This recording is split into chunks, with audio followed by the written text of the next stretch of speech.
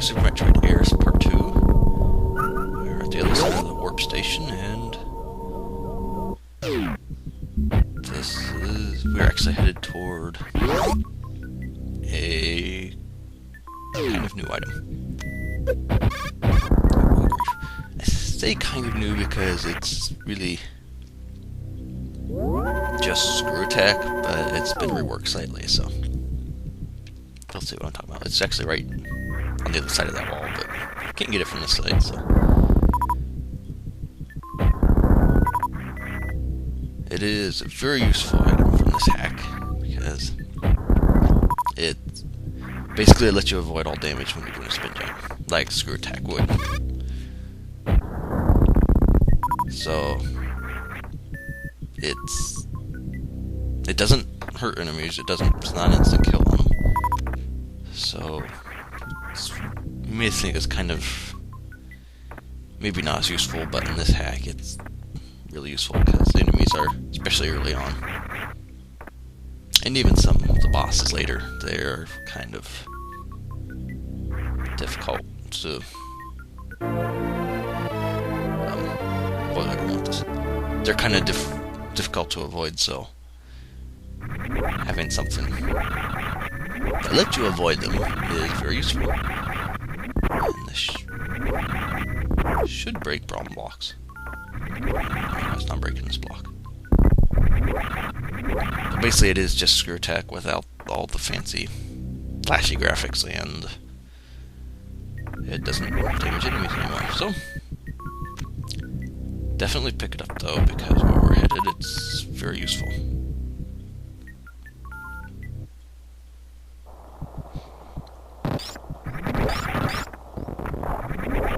There's really nothing you can do up yet, so don't bother about that.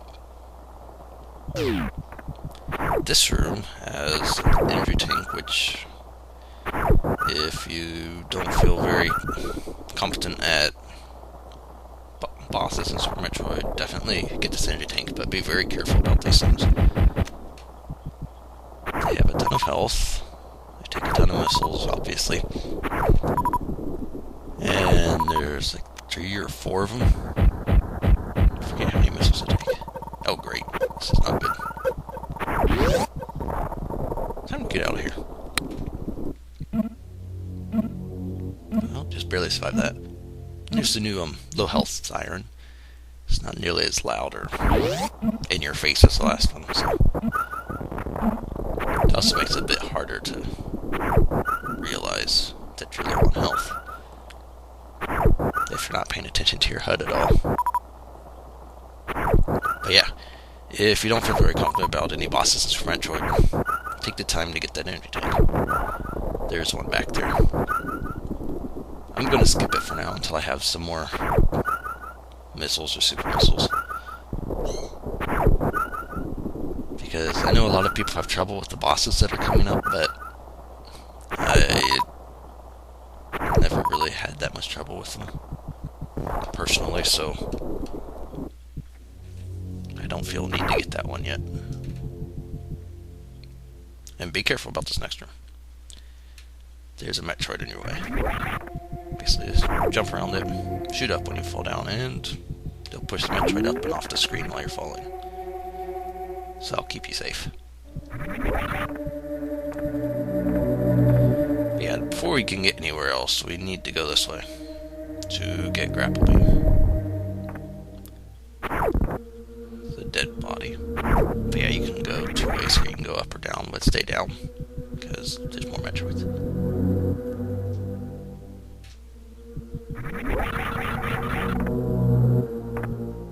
And just fall between these. There's nothing else in those rooms, so there's no need to look around for anything.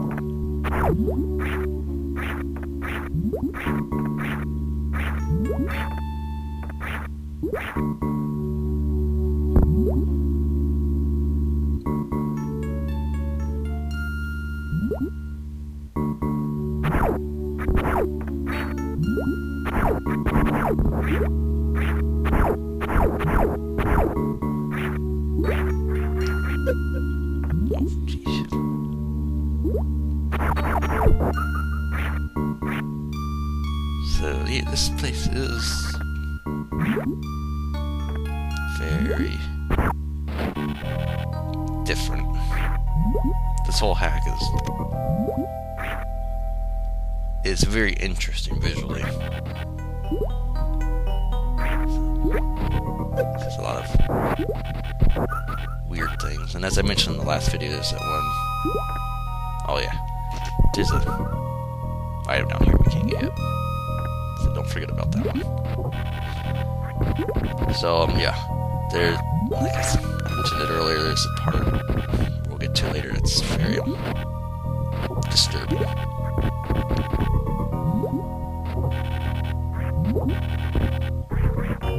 Yeah, that plane's just a crumble grapple block, so that you get back through here and out of this place.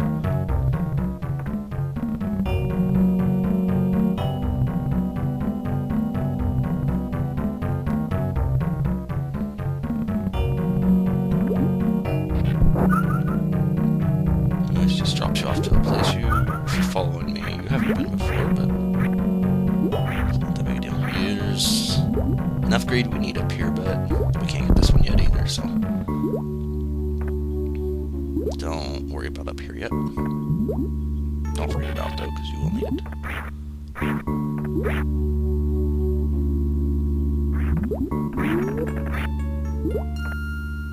That's the new big turtle room. Now you can roll back here, but there's nothing back there as far as I know, so don't bother. There's something somewhere around here though.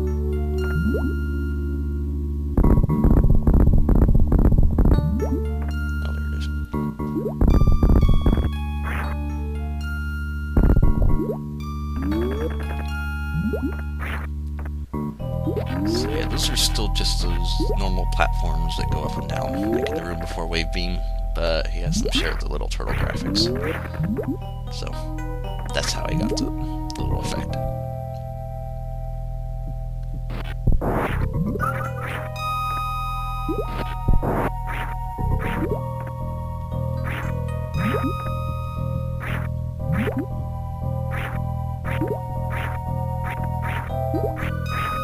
Grapple beam is like the most powerful beam of them all.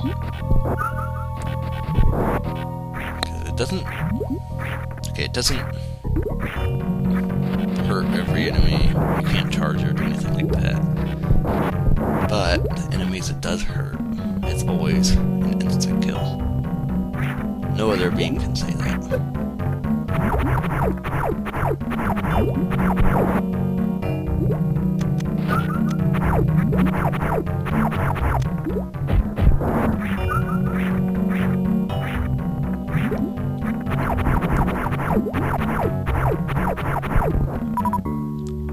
Just a few fishes in the way. There's a missile down there too, so of course this one's more obvious because it looks like there's something up with this area.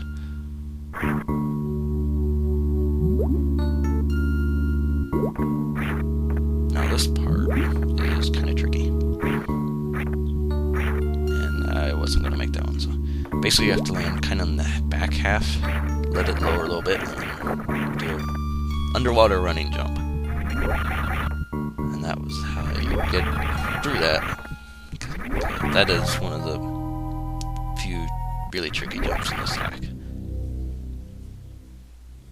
And you have to learn it all over again when you have high jump. Although I don't know if there's really need to go that way after high jump. But now that we have Grapple Beam, we can get the next required item,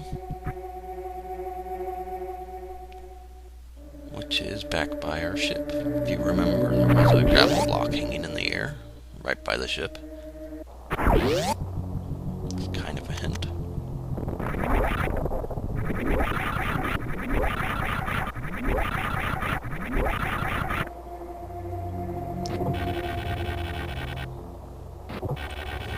Well, we'll see if I can do this.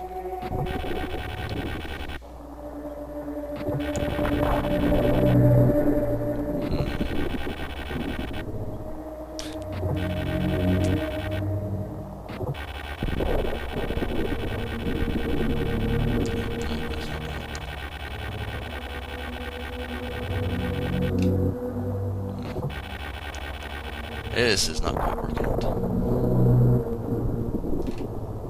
We'll do my old standby and just IBJ up there.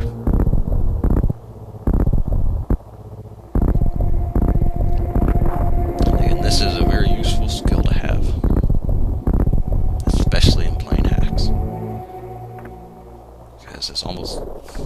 I don't know of any hack that it's actually required, but it's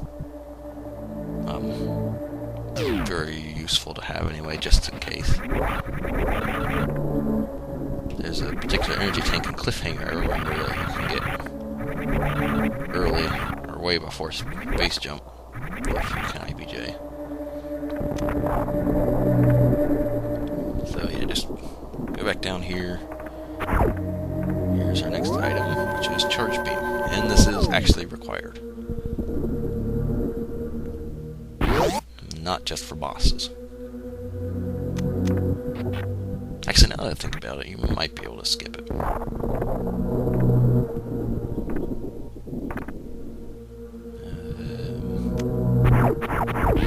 don't know if it's possible, but...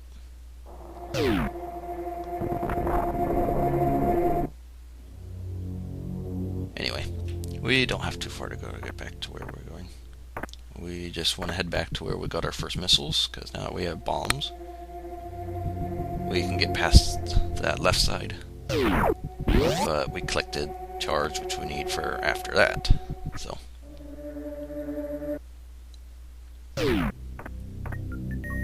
this is also where we're going to get to where some of the more difficult boss fights are.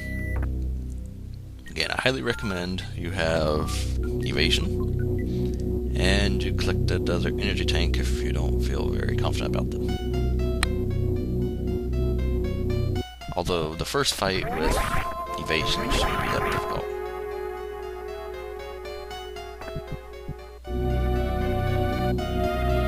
You could probably do it without any energy tanks, actually.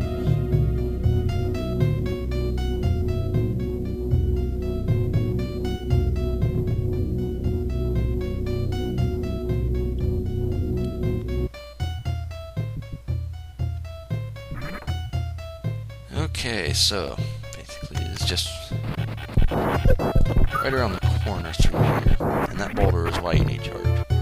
Now, you may be able to damage yourself and get through it with the invincibility frames and skip charge, but never tested it, so.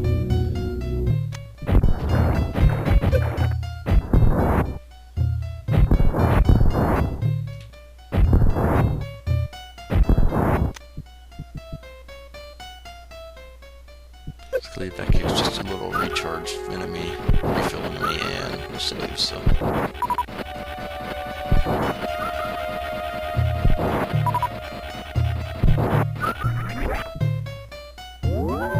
That's good enough. We'll get plenty of missiles from them in the boss room, so it's not a big deal.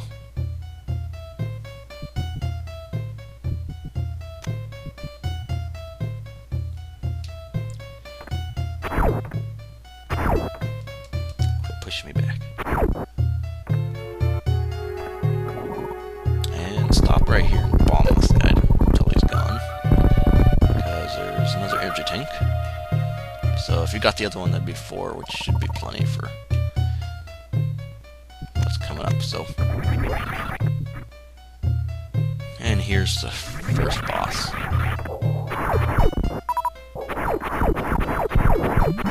So, yeah, it's just sports spawn. This is it. Normally, this would not be fun, because there's no quote-unquote safe spot from it. There's no place where you can just morph and stay still. However, because you can have evasion, which means you can avoid them completely and all the spores, this is actually a really good room.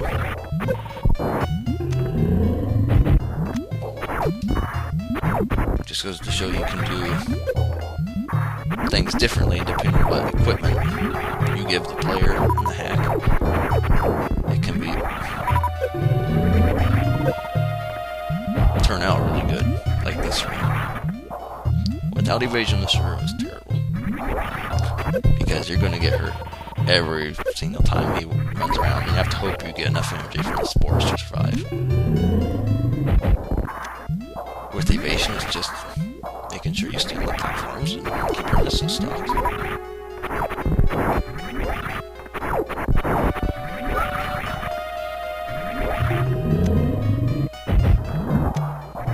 And he should be about finished.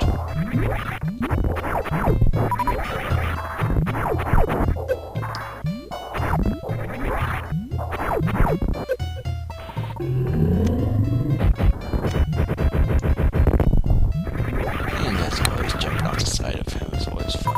So yeah.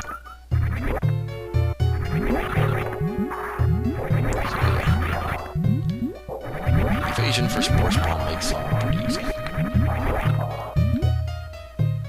Now in here, it's obvious you can go up, but we're going to go down. And make sure to not fall straight down, because lava plus getting nommed on would not be fun. So anyway, we'll pick up this in the next video, and hopefully we'll see you for that. We'll continue on and find the next boss.